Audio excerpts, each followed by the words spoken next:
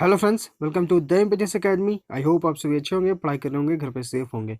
देखिए, आज के इस लेसन में हम लोग सोल्व करेंगे एसएससी सीएचएसएल 2020 के क्वेश्चंस को। ठीक है, एसएससी सीएचएसएल 2019 में आपका फॉर्म फिलअप हुआ था और 2020 में आपका एग्जाम कंडक्ट हुआ था। ठीक है, और 2020 में जो एग्जाम आपका कंडक्ट हुआ था वो दो फेज में हुआ था। एक आपका मार्च मंथ में हुआ था और एक आपका अक्टूबर मंथ में हुआ था। ठीक है, तो मार्च में जो है आपका 17 मार्च, 18 मार्च और 19 मार्च को हुआ था। तो एक दिन में 3 शिफ्ट, मॉर्निंग, आफ्टरनून और इवनिंग। 18 का सेम और 19 का सेम। ठीक, यानी कि 3 दिन 9 शिफ्ट टोटल इधर हो गए।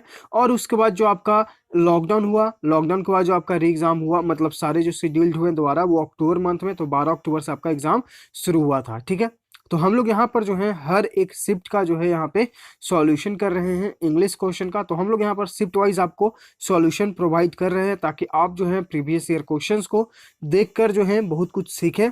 क्योंकि प्रीवियस ईयर क्वेश्चन से जो है हमें एक मोटा मोटी पैटर्न पता चलता है, कोई भी कमीशन वो अपना एग्जाम किस तरह से लेता है। ठीक है, तो इसलिए जो है हम लोग अपने जो है प्रीवियस ईयर क्वेश्चन जितने भी हैं एसएससी का, वो यहाँ पर प्रैक्टिस कर रहे हैं। हमारा टारगेट है कि लगभग 5 साल के जो क्वेश्चन है वो जरूर प्रैक्टिस करके जाए। ठीक है, तो इन 5 सालों के लिए आपको जो है एमबी पब्लिकेशन बुक से सॉल्यूशन कराया गया है। 2016, 2019, 2018, 2020। ठीक है, 2017 का जो है सीजीएल पीटी आपका हुआ होगा। 2018 हम लोगों ने सीजीएल पीटी किया और 2020 का भी सीजीएल पीटी और सीएचएसएल पीटी का हम लोग यहाँ पर कर रहे हैं। ठीक है, तो यहाँ पर जो है हम लोग प्रीवियस 5 साल के क्वेश्चंस का डिटेल में सॉल्यूशन कर रहे हैं। तो एमबी पब्लिकेशन बुक का जो है आपको ऑलरेडी जो है बहुत सारे कराए गए हैं। तो सबका जो है सेपरेट प्लेलिस्ट बना हुआ है। आप हमारे प्लेलिस्ट सेक्शन में जाकर वहां पर इन प्लेलिस्ट को देख सकते हैं, सबके सेपरेट प्लेलिस्ट है। ठीक है, तो आज हम लोग सॉल्यूशन करने वाले हैं 14 अक्टूबर 2020 के सेकंड शिफ्ट के क्वेश्चंस का सॉल्यूशन। प्रीवियस अगर आप लेसन्स देखना चाहते हैं सीएचएसएल 2020 का सॉल्यूशन, तो आप जो है हमारे प्लेलिस्ट सेक्शन में जाएं, वहां पे आपको मिलेगा SSC CHSL 2020 English question solution. ठीक है, तो उसमें आपको सारे लेसन्स मिल जाएंगे। चलिए, अब यहाँ पर सेकंड शिफ्ट के क्वेश्चन का सॉल्यूशन देखते हैं। क्वेश्चन नंबर फर्स्ट के लिए डायरेक्शन है, given below are 4 jumble sentences, out of the given options pick the one that gives the correct order. यानी कि आपको जो है जंबल सेंटेंसेस दिए गए हैं, उसको आपको जो है सही ऑर्डर में अरेंज करना है। ठीक, तो यहां पर देखिए हम लोगों ने क्या सीखा है। इसके लिए अगर आप जो है हमारे साथ रेगुलर जुड़े हुए हैं, तो हम लोग इसके जो है अच्छे से प्रैक्टिस कर चुके हैं। आई होप आप खुद से भी कर रहे होंगे, क्योंकि इसके बेस पर जो है आपको सीजीएल मेंस में 20 क्वेश्चंस आएंगे। तो अगर आप एक सीरियस एस्पायरेंट हैं तो आई होप आप सभी कर रहे होंगे इसका प्रैक्टिस। अगर आप नहीं कर रहे हैं तो प्लीज करिए, क्योंकि आपके पीटी में भी 2 क्वेश्चंस आते हैं, यानी कि 2 क्वेश्चंस इंटू 2 मार्क्स, यानी कि 4 मार्क्स आपका यहाँ से बन रहा है। 1 मार्क भी जो है आपके मेरिट बनने में काम आता है। यहाँ पर तो 4 मार्क्स का बात हो रहा है। ठीक है, इसलिए जो है हर एक क्वेश्चन को आप ध्यान से देखिए, समझिए। अगर कहीं पर कोई दिक्कत हो, ना समझ में आए, तो कमेंट सेक्शन में जरूर कमेंट करिएगा। ठीक है, तो चलिए फिर से हम लोग इसे समझते हैं। इसके लिए हम लोगों ने क्या सीखा है, चारों सेंटेंसेस को पढ़ते हैं। ठीक, ए बी सी डी, और उसके बाद जो है हम एक सब्जेक्ट को चूज करते हैं, क्योंकि हमें जो है आखिर पता होना चाहिए कि आखिर जो है चारों सेंटेंसेस किसके बारे में बात हो रहा है, क्योंकि यहाँ पर हमें एक सब्जेक्ट को चुनना जरूरी है। इसलिए जो है हमारा सबसे इंपॉर्टेंट काम जो बन जाता है वो बन जाता है एक सब्जेक्ट को चूज करना। ठीक है, देखिए अगर हम ऑप्शन ए को देखते हैं, यानी कि सेंटेंस ए को देखते हैं, it is also very sad. अगर आप देखेंगे तो it is also very sad, यानी कि यह और भी दुखदाई है, यानी कि उदास भरा चीज है। देखिए यहाँ पर और भी, यानी कि किसी और चीज के बारे में ऑलरेडी बात हो चुका है, इसलिए जो है हम इसके साथ सेंटेंस को शुरू नहीं करेंगे। आई कान टेक इट एनी मोर, यहाँ पर देखिए कान टेक इट एनी मोर, यानी किसी चीज के बारे में बात हो रहा है कि मैं इसे अब नहीं समझूंगा। ठीक, तो यहाँ पर ऑलरेडी किसी चीज के बारे में बात हो रहा है, यानी कि आप इसे भी इस सेंटेंस से भी शुरू नहीं कर सकते हैं। ठीक, ऑप्शन सी आपका है एन एंशिएंट स्टोरी, यानी कि एक प्राचीन कहानी। तो देखिए अगर कोई प्राचीन कहानी है तो उसके बारे में अब हमें यहाँ पर पता चलेगा। ठीक, तो चलिए इसको पढ़ते हैं। An ancient story tells it, यानी कि एक प्राचीन कहानी जो हमें बताती है कि God of food came before the divine presence, यानी कि जो हमारे खाने के जो देवता हैं वो डिवाइन, यानी कि इस दुनिया के प्रेजेंस से पहले ही आए थे। Hatted, exhausted and downcast. ठीक है, तो यहाँ पर देखिए अगर हम देखेंगे तो एक स्टोरी है, प्राचीन स्टोरी, यानी कि प्राचीन कथा।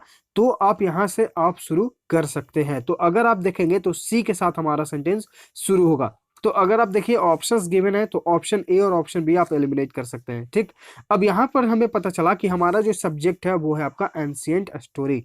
ठीक है, उसके बाद आप सेंटेंसेस को पढ़िए तो आपको दिखेगा कि I can't take it any more, he complain, people abuse me and exploit me and there is no respect for me, no realization that I am प्रसादम टू मेन। ठीक है, तो यहाँ पर देखिए, यहाँ पर एक व्यक्ति बोल रहा है कि मैं जो है इसे अब जो है नहीं समझता हूँ। ही कंप्लेंट मतलब कि उसने जो है ऐसा शिकायत की। पीपुल अब्यूज मी यानी कि लोग जो है उसे गाली देते हैं, एक्सप्लॉइट करते हैं यानी कि शोषण करते हैं। There is no respect for me और मेरे लिए कोई यहाँ पर आदर नहीं है। New realization that I am प्रसादन टू मेन, इसका मतलब ये है कि मैं जो है लोगों के लिए जरूरी नहीं हूं। ये एक आपको स्टोरी में बताया जा रहा है। ठीक है, यानी कि सी के बाद आपका आया बी। और इसके बाद सेंटेंसेस को पढ़ेंगे। It is also very sad that ill treatment is meted out to one of your gifts and everyone indulges in excess. तो यहाँ पर देखिए ये भी बहुत बुरी घटना है कि इल ट्रीट किया जाता है। ठीक है, आपके गिफ्ट जो भी गिफ्ट मिलता है, and everyone indulges in axes, और हर कोई जो है चाहता है कि उसे अधिक मिले। इंडल्ज यानी कि सम्मिलित होना किसी चीज में। ठीक, तो यहाँ पर देखिए सी आपका शुरू हुआ, फिर आपका बी आया, फिर आपका ए आया और उसके बाद आपका यहाँ पे डी आया। उसके बाद जो है द लॉर्ड स्माइल यानी कि जो भगवान के जो देवता है उन्होंने स्माइल किया और उन्होंने बोला कि those who abuse you and indulge in excesses are destroying themselves, यानी कि जो लोग तुम्हें जो है गाली देते हैं और जो एक्सेस मतलब कि अधिकता की खोज में है वो डिस्ट्रॉय खुद को कर रहे हैं, यानी कि खुद को ही बर्बाद कर रहे हैं। सी बी ए डी यहाँ पे आपका जो है राइट आंसर हो जाएगा। ठीक है, चलिए आते हैं यहाँ पे ऑप्शन सी। क्वेश्चन नंबर 2, यहाँ पे आपको पैसिव वॉइस में चेंज करना है। I use baking soda, I subject, use यानी कि वर्ब का फर्स्ट फॉर्म, तो ये आपका हो गया सब्जेक्ट प्लस वर्ब का फर्स्ट फॉर्म या वर्ब का फिफ्थ फॉर्म हम लोग यूज करते हैं प्रेजेंट इंडेफिनिट में। ठीक है, तो प्रेजेंट इंडेफिनिट में जब हम लोग पैसिव वॉइस में चेंज करते हैं तो is, am, are plus verb का थर्ड फॉर्म यूज करते हैं। अगर आपको ये रूल्स याद है तो आप अपने ऑप्शंस को देखिए। ऑप्शन ए में आपका बीइंग का यूज एलिमिनेट, यहाँ पर देखिए इस प्लस वर्ब का थर्ड फॉर्म ये हो सकता है। ऑप्शन सी आपका है हैव बीन एलिमिनेट, यहाँ पर देखिए वाज, तो ये भी एलिमिनेट। तो एक हमारा जो राइट आंसर कौन सा बन जाएगा, ऑटोमेटिकली आपका ऑप्शन भी हो जाएगा क्योंकि हम तीन ऑप्शंस को एलिमिनेट कर चुके हैं, ए सी और डी को। तो यहाँ पे हमारा राइट आंसर यहाँ पे ऑप्शन बी है। चलिए इसे समझते हैं। आई यूज बेकिंग सोडा यानी कि baking soda is used by me to remove stains from my clothes. ठीक है, तो यहाँ पर देखिए एकदम इजीली बन गया आपका राइट आंसर यहाँ पे ऑप्शन बी है। अगर आपको active voice, passive voice, tense में किसी प्रकार का दिक्कत है तो आप हमारे प्लेलिस्ट सेक्शन में या फिर आप जो है डिस्क्रिप्शन बॉक्स में भी जाएंगे, वहां पे आपको मिलेगा एसएससी 45 डेज प्लेज, इस नाम से आपको एक प्लेलिस्ट मिलेगा। तो आप इस प्लेलिस्ट को फॉलो कर लीजिए, वहां पे आपको टेंस और वॉइस साथ साथ में सिखाया गया है। क्वेश्चन नंबर 3 यहाँ पे आपको करेक्ट इनडायरेक्ट फॉर्म में आपको बताना है। ठीक है, Ananya said I have made a rose and honey vanilla dessert for you. Ananya ने बोला कि उसने जो है एक रोज बनाया है डेजर्ट फॉर यू। ठीक, हनी वनीला डेजर्ट जो है, डेजर्ट मतलब होता है एक मिठाई। ठीक है, एक डेजर्ट होता है DESRT, ये होता है डेजर्ट मतलब रेगिस्तान। ठीक, और ये जो DESSERT है इसका मतलब होता है मिठाई। तो ये दोनों में अंतर है, ध्यान रखिएगा। सिर्फ यहाँ पे एस लग जाएगा, इसका अर्थ हो जाएगा मिठाई। ठीक, तो यहाँ पर जो है हमें इसे इनडायरेक्ट स्पीच में चेंज करना है।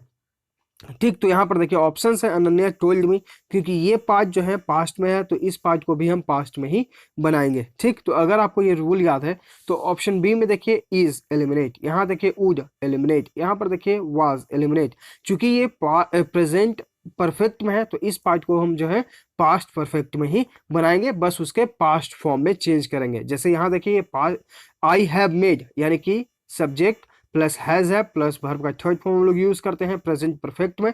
तो ये पार्ट अगर पास्ट में है तो इसे बस हम लोग पास्ट में चेंज करेंगे और पास्ट परफेक्ट में जो है इसका परफेक्ट फॉर्म को रहने देंगे और पास्ट में चेंज करेंगे। प्रेजेंट से पास्ट में आपको चेंज करना है। तो यहाँ पर आपके तीनों ऑप्शन एलिमिनेट हो गए। राइट आंसर आपका यहाँ पे ऑप्शन ए है। ठीक है, अगर आपको डायरेक्ट इनडायरेक्ट स्पीच जिसे हम लोग नारेशन भी बोलते हैं, तो अगर आपको इसमें प्रॉब्लम है तो आप हमारे टेलीग्राम चैनल को ज्वाइन करिए, डिस्क्रिप्शन में उसका लिंक है the एबीटीएस academy.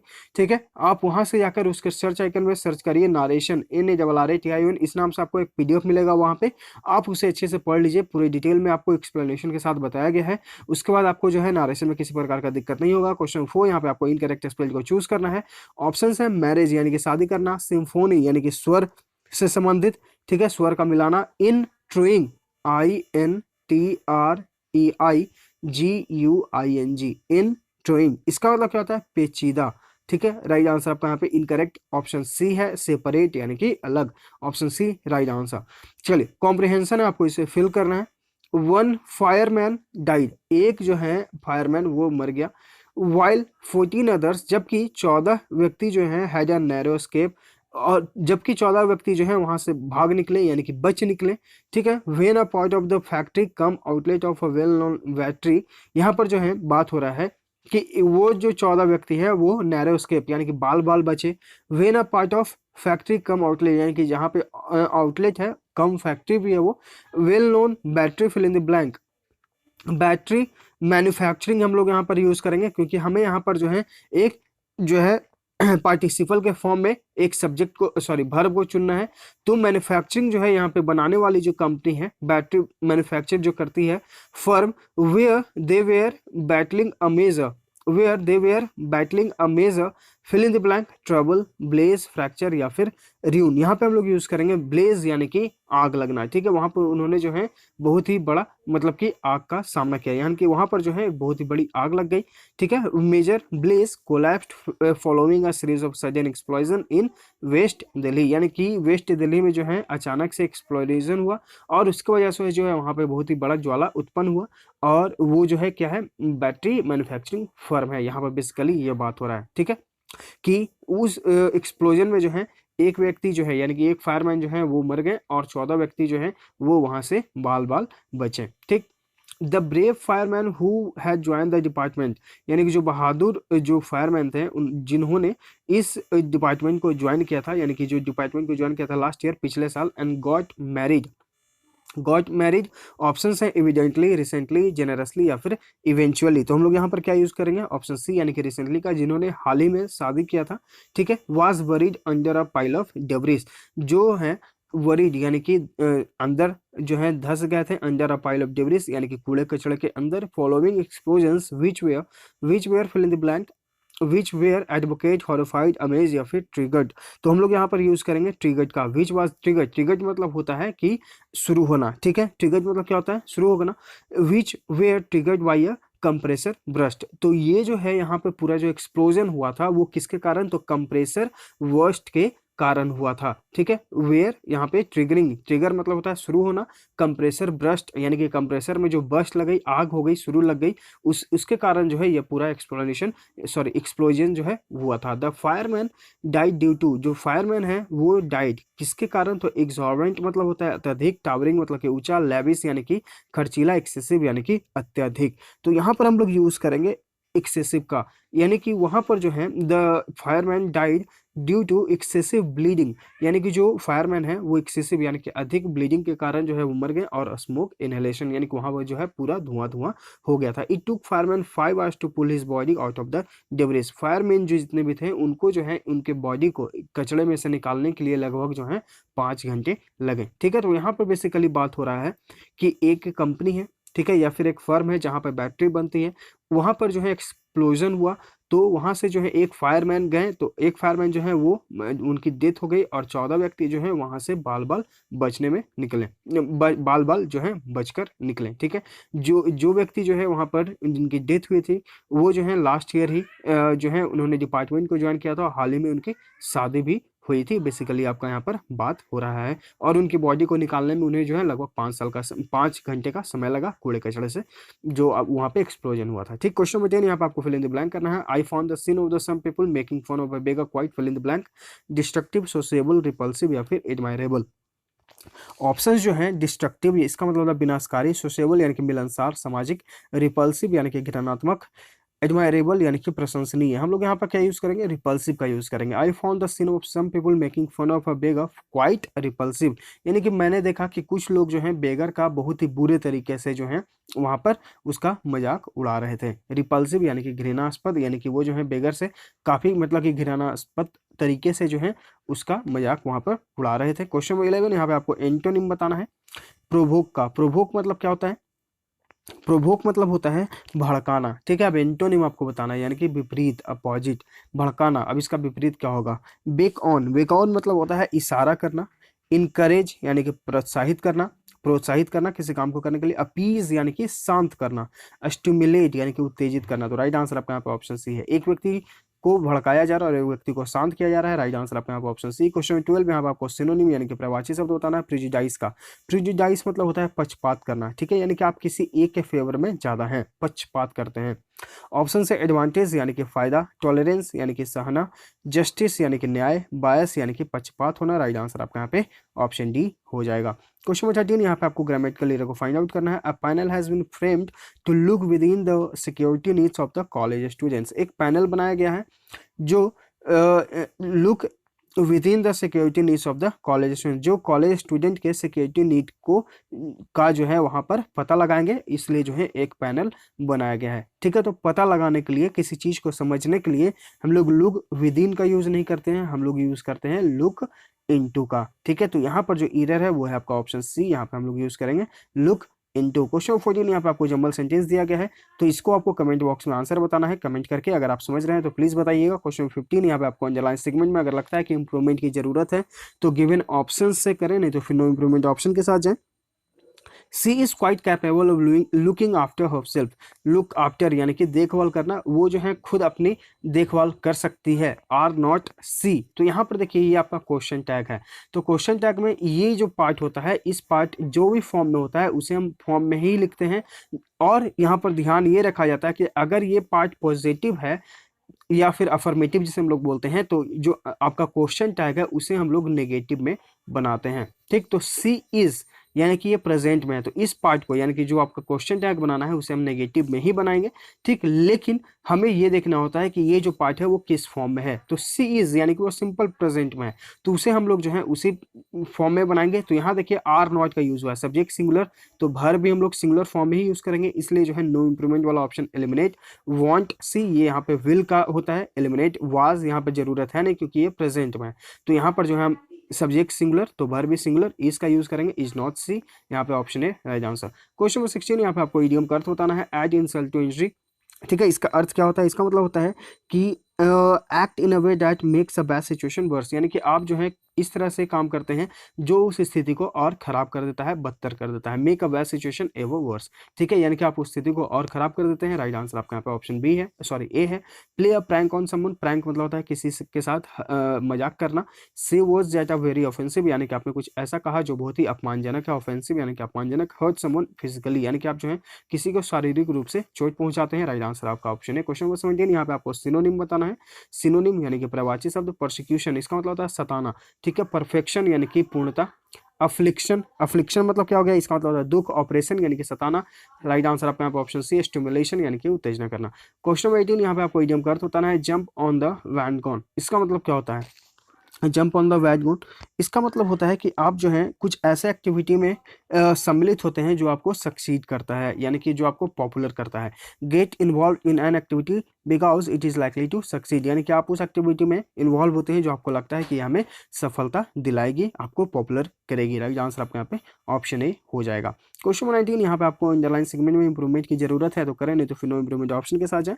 Doctors at the AIIMS trauma centre manage to save the life of 12-year-old aka Shivangani whose were struck by an arrow in the neck during a practice session। देखिए, doctors at the AIIMS trauma centre manage to save the life of 12 साल की जो बच्ची हैं आरकर शिवांगी। ठीक, whose यहाँ पर use हुआ है। हुज किसको कनेक्ट करने के लिए? तो इस व्यक्ति को, यानी कि इस छोटी सी बच्ची को कनेक्ट करने के लिए। ठीक है, तो हुज की जगह हम क्या यूज करेंगे? हु, क्योंकि यहाँ पे एक जो है हमारा सब्जेक्ट वो आपका जो है वो आपका सजीव है, तो सजीव चीज को कनेक्ट करने के लिए जो है रिलेट करने के लिए हम लोग हु का यूज करते हैं। ठीक, और उसके बाद हम देख रहे हैं कि सब्जेक्ट जो है आपका सिंगुलर है, तो वर्ब भी जो है हम लोग सिंगुलर फॉर्म में यूज करेंगे। तो हु के बाद हम क्या यूज करेंगे? वास का यूज करेंगे, और उसके बाद struck by an arrow in the neck during a practice session. यहाँ पे आपका राइट आंसर ऑप्शन डी है। तो ये रूल हम लोग भी पढ़े हैं कि हु, विच या डैट, ये वर्ड्स अगर बीच में एक सेंटेंस को कनेक्ट करने के लिए यूज हो तो इसके जस्ट पहले वाले हम सब्जेक्ट को देखते हैं। अगर ये सब्जेक्ट सिंगुलर है तो इसके बाद जो है भर भी सिंगुलर फॉर्म यूज करते हैं। सब्जेक्ट प्लूरल है तो भर भी प्लूरल। तो यहाँ पर देखिए जो आपका सब्जेक्ट बनेगा वो बनेगा आपका शिवांगी, तो यानी कि ये सब्जेक्ट सिंगुलर, तो भर भी हम लोग वेयर की जगह इसका सिंगुलर फॉर्म यानी कि वास का यूज करेंगे। Option D. क्वेश्चन 20 यहाँ पे आपको फिल इन द ब्लैंक करना है। द साइंटिस्ट यानी कि जो वैज्ञानिक है who is known for his fill in the blank ideas on space travel is very much admired. Ridiculous यानी कि हास्यास्पद, अनार्किस्ट मतलब क्या हो रहा है, अराजकतावादी, रिवॉल्यूशनरी यानी कि क्रांतिकारी, मैलिशियस यानी कि द्वेषपूर्ण। तो यहाँ पर हम जाएंगे ऑप्शन सी यानी कि who is known for his revolutionary ideas on space travel is very sorry is much admired, यानी कि जो वैज्ञानिक हैं जो क्रांतिकारी आइडियाज लाते हैं स्पेस ट्रेवल के बारे में, उनको काफी सराहना मिल रही है। क्वेश्चन 21 यहाँ पे आपको एंटोनिम यानी कि विपरीत बताना है डिसअप्रूव का। डिसअप्रूव मतलब होता है अस्वीकार करना। अब इसका विपरीत क्या होगा, ठीक है, देखते हैं ऑप्शंस। कमेंड यानी कि उस काम को प्रोत्साहित करना, उनका सराहना करना, प्रशंसा करना। तो राइट आंसर आपके यहाँ पे ऑप्शन ए हो जाएगा। रिफ्यूज यानी कि इनकार करना, अपोज यानी कि विरोध करना, निग्लेक्ट यानी कि जो है उस चीज को जो है परवाह न करना, आपने उसे नजरअंदाज किया। राइट आंसर आपके यहाँ पे और ए हो जाएगा। क्वेश्चन 22 यहाँ पे आपको OWS का तो बताना है। One who tells future from the stars, यानी कि कोई ऐसा व्यक्ति जो आपको आपका फ्यूचर बताता है स्टार्स के थ्रू, से क्या कहते हैं, माइजर। माइजर मतलब क्या होता है, कंजूस। पर्सोनिफिकेशन, इसका मतलब क्या होता है, पर्सोनिफिकेशन मतलब होता है अवतार। फिलैंथ्रोपिस्ट यानी कि परोपकारी। एस्ट्रोलॉजर यानी कि भविष्यवाणी, जो ज्योतिषी जिसे हम लोग बोलते हैं। ऑप्शन डी आपका यहाँ पर राइट आंसर हो जाएगा। ठीक है, अगर आपको इस लेसन का PDF चाहिए तो आप हमारे Telegram channel the MPTS academy को ज्वाइन कर सकते हैं। वहाँ पर जो है आपको हर लेसन का जो है PDF मिल जाता है, और इसके अलावा जो है आपको वहाँ पर इस प्रकार के डेली सिनोनिम्स और एंटोनिम्स के PDF शेयर किए जा रहे हैं, क्योंकि आपका जो है CHSL और CGL का एग्जाम होने वाला है। ठीक है, तो उन एग्जाम्स के लिए सारे वर्ड्स जो है इंपॉर्टेंट है, सारे वर्ड्स जो है आपको MB पब्लिकेशन बुक से दिए जा रहे हैं। ठीक है, चलिए आते हैं क्वेश्चन नंबर यहाँ पे 23 पे। यहाँ पे आपको इनकरेक्ट स्पेल को चूज करना है। तो यहाँ पर जो लिखा गया है ऑप्शन ए वो है आपका ग्रामर। ग्रामर मतलब होता है व्याकरण। यहाँ पे ई की जगह आपको ए का यूज करना है। ऑप्शन ए आपका यहाँ पर राइट आंसर है। परमानेंट मतलब क्या हो गया, अस्थाई। एलिगेशन यानी कि आरोप। डिसअप्रूव यानी कि अस्वीकार। देखिए डिसअप्रूव इस जो पूरे सेट में कितने बार यूज हुआ है। क्वेश्चन 24 यहाँ पे आपको OWS का तो बताना है। मूवमेंट ऑफ पीपुल और on animals from one area to another, यानी कि लोगों का झुंड या फिर जानवरों का झुंड जो एक जगह से दूसरी जगह जाते हैं उसे क्या कहते हैं। डाइवर्सिफिकेशन यानी विविधता। माइग्रेशन यानी कि एक जगह से दूसरे जगह जाना, प्रवास करना। राइट आंसर यहाँ पे ऑप्शन बी। एस्लिमिटेशन इसका मतलब होता है अभ्यास करना। ठीक है, पॉपुलेशन यानी कि आबादी। 25 यहाँ पे आपको जो है ग्रामेटिकल एरर को फाइंड आउट करना है। The performance of our players is worst than I had expected. तो यहाँ पर देखिए इस का यूज और यहाँ पे आई हैड एक्सपेक्टेड यानी कि ये पास्ट। तो एरर कौन सा हो जाएगा आपका पार्ट, ये आपको कमेंट बॉक्स में कमेंट करके बताना है। और ये जो वर्स्ट का यूज हुआ है सुपरलेटिव डिग्री में यूज हुआ है, तो क्या ये सही है। अगर आप प्रीवियस लेसन्स को हमें फॉलो कर रहे हैं, अगर आप इस चीज को समझ रहे हैं, तो कमेंट बॉक्स में इसका आंसर आप जरूर बताइएगा। ठीक है, तो ये है पूरे डिटेल में क्वेश्चन नंबर 1 to 25 का सॉल्यूशन। आई होप आपको ये क्वेश्चन हर एक वर्ड अच्छे से समझ में आ गया होगा। तो लाइक करिए, शेयर करिए। अगर आप चैनल पहली बार विजिट कर रहे हैं तो चैनल को सब्सक्राइब भी कर लीजिएगा, ताकि आपके पास नोटिफिकेशन जाता रहे, आप अपडेट होते रहें। हम लोग मिलते हैं आगे के लेसन्स में। Thank you.